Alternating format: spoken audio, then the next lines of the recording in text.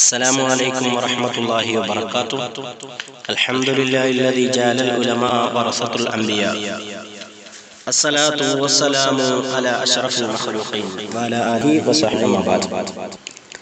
പ്രിയപ്പെട്ട പ്രവർത്തകരായ സമസ്തയുടെ പോഷക സംഘടനകളുടെയും പ്രവർത്തകർ, അല്ലാഹു നമ്മുടെ ഓരോ പ്രവർത്തനങ്ങളും അല്ലാഹു കബൂൽ ചെയ്യുമാറാവട്ടെ. മഹാനായ ശൈഖുനാ ശംസുൽ ഉലമയെ കുറിച്ചാണ് നമ്മൾ വിഷയങ്ങൾ ചർച്ച ചെയ്യുന്നത്. വല്ലാഹി ശംസുൽ ഉലമയുടെ ഹഖ്ഖ ബർക്കത്ത് കൊണ്ട് അല്ലാഹു നമുക്ക് ഖൈറും ബർക്കത്തും പ്രദാനം ചെയ്യുമാറാവട്ടെ.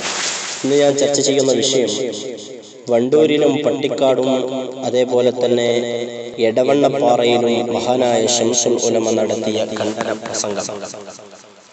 അതിൽ ഇന്ന് വണ്ടൂരിലെ ഖണ്ഡന പ്രസംഗത്തെ കുറിച്ച് നമുക്ക് ചർച്ച ചെയ്യാം. അല്ലാഹു തൗഫീഖ് ചെയ്യുമാറാവട്ടെ. മഹാനായ ശംസുൽ ഉലമായി ഖദ്ദസല്ലാഹു തആല സിറഹുൽ അസീസ് തങ്ങളുടെ ചരിത്രങ്ങൾ നമ്മൾ അറിയുമ്പോൾ വളരെ വിസ്മയങ്ങളാണ്. ഇങ്ങനെ ഒരു മഹാ കൺമുമ്പിലൂടെ കടന്നുപോയി എന്നുള്ളത് നമുക്ക് അല്ലാഹു തആല ചെയ്ത ഏറ്റവും വലിയ ഭാഗ്യമാണ്. യഹ്ദിനസ് സിറാത്തൽ മുസ്തഖീം എന്ന് പ്രാർത്ഥിക്കുന്ന ഒരു അടിമയുടെ പ്രാർത്ഥനയ്ക്ക് ഉത്തരം ലഭിച്ചു എന്നുള്ളതിന്റെ തെളിവാണ്. അല്ലാഹു ഈ പാതയിൽ ഉറച്ചു നിൽക്കാൻ അല്ലാഹു തൗഫീഖ് നൽകുമാറാവട്ടെ. മഹാനായ ശംസുൽ ഉലമയെ കുറിച്ച് പ്രഗൽഭനായ പണ്ഡിതൻ മഹാനായ കിടങ്ങായി ഉസ്താദ് അനുസ്മരിക്കുന്ന ഒരു അനുസ്മരണം, വണ്ടൂരിലെ ഖണ്ഡന പ്രസംഗത്തെ കുറിച്ച് മഹാനായ കിടങ്ങായി ഉസ്താദ് പറയുന്ന ഒരു സംഭവം സ്മരണയിൽ വായിച്ചെടുക്കാൻ സാധിക്കും.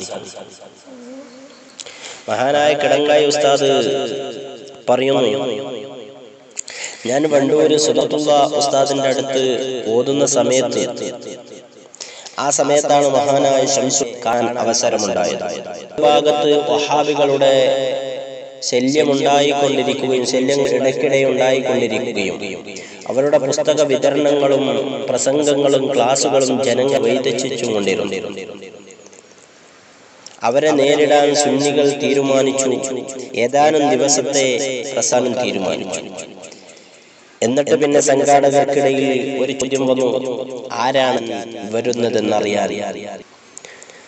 മഹാനായ ആരാണ് പ്രസംഗികൻ എന്ന് അറിയാൻ മഹാദ് പറയുന്നു, അന്ന് മുതഅല്ലിമീങ്ങളായ ഞങ്ങൾക്കൊക്കെ ആകാംക്ഷകൾ കൂടി വന്നു. അതിനു മുമ്പേ കേട്ടു ഇ.കെ. അബൂബക്കർ മുസ്ലിയാർ നവ്വറല്ലാഹു. മുതഅല്ലിങ്ങൾക്ക് ഇതിൽ സന്തോഷമില്ല. മുതിർന്ന ആളുകൾ മഹാനായ ശൈഖുനെ പറ്റിയിട്ട് പറയുന്നത് നേരിൽ കാണണമെന്ന് ആഗ്രഹിക്കുന്നു. ഒരുപാട് കൊതിച്ചു തരമാണ്. ഇപ്പോ കടലിലും ഉറക്കിലും കിടങ്ങായി ഉസ്താദിനൊക്കെ ഈക്കയുടെ ബുദ്ധിവൈഭവത്തെ കുറിച്ചും ആഴമുള്ള പാണ്ഡിത്യത്തെ കുറിച്ചും ഉസ്താദ് സ്വതക്കത്തുള്ള ഉസ്താദ് കിടങ്ങായി ഉസ്താദ് കേട്ടിട്ടുണ്ട്. സന്തോഷത്തിന്മേൽ കടങ്ങ മറ്റൊരു ഭാഗ്യം കൂടി എനിക്ക് കിട്ടി. എന്താണ് ഭാഗ്യം? ബിദ്അത്തിനെതിരെ കടന്ന് ശൈഖുനാ ശംസുൽ ചെയ്യാൻ അതിൽപ്പെട്ട ഒരാൾ മറ്റൊന്ന് ഞാനാണ്. പ്രസംഗത്തിന് വേണ്ടി മഹാത്തനാശയക്കാരായ മഹാനായ ശംസുൽ ഉലമ വണ്ടൂരിൽ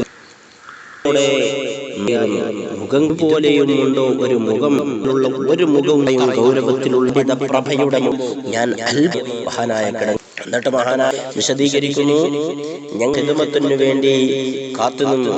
ഞങ്ങളോട് ആ മഹാനുഭാവൻ ചോദിച്ചറിഞ്ഞു. ആനസറ പ്രദേശങ്ങളിൽ നിന്ന് ഒഴുകിയെത്തിയ പണ്ഡിതന്മാരും മുതഅല്ലിമീങ്ങളും സമൂഹത്തിലുള്ള സാധാരണക്കാരും ഒക്കെ ഒഴുകിയെത്തി. ദുആ കഴിഞ്ഞു, പ്രസംഗം തുടങ്ങി. ഒരൊറ്റ വാചകം പോലും അമിതമെന്ന് പറയാനില്ല. ഉറുദു പുസ്തകങ്ങളിൽ നിന്നും ഉദ്ധരിക്കുന്നു, ഇംഗ്ലീഷിൽ നിന്നും ഉദ്ധരിക്കുന്നു.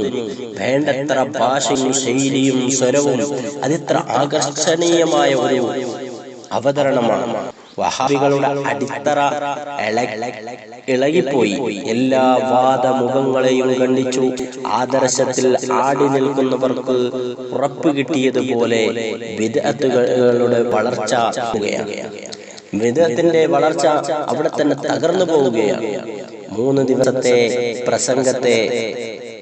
പ്രസംഗം കൊണ്ടാണ് ഒരിക്കലും മറക്കാനാവാത്ത അനുഭവങ്ങൾ തന്നെ വിദ്യാർത്ഥി ജീവിതത്തിൽ ആ മഹാനുഭാവനെ കുറിച്ച് ഞാൻ പഠിക്കുന്നത് മഹാനായ കിടങ്ങായി ഉസ്താദ് പറയുകയാണ്. മഹാനായ കിടങ്ങായി ഉസ്താദിനോട് ചോദിച്ചു, ശംസുൽ ഉലമയെ പിന്നീട് കണ്ടത് എപ്പോഴാണ്?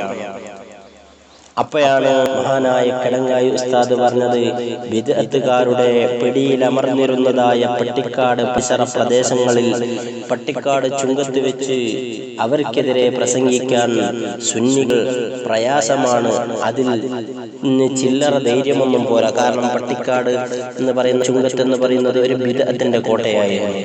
അവിടെ സുന്നത്ത് ജമാഅത്തിന്റെ 2 പുലിക്കുട്ടികൾ ചുങ്കത്തുന്നിരുന്നു എന്ന വിവരം നാടാകെ പരന്നു.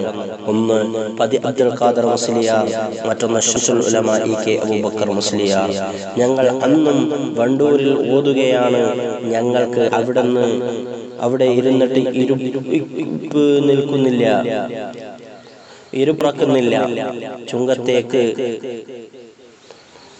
ചുങ്കത്തേക്ക് പറന്നെത്താനുള്ളതായ ആവേശം ഞങ്ങൾ എടുത്ത പരിചയവും ഉണ്ടല്ലോ.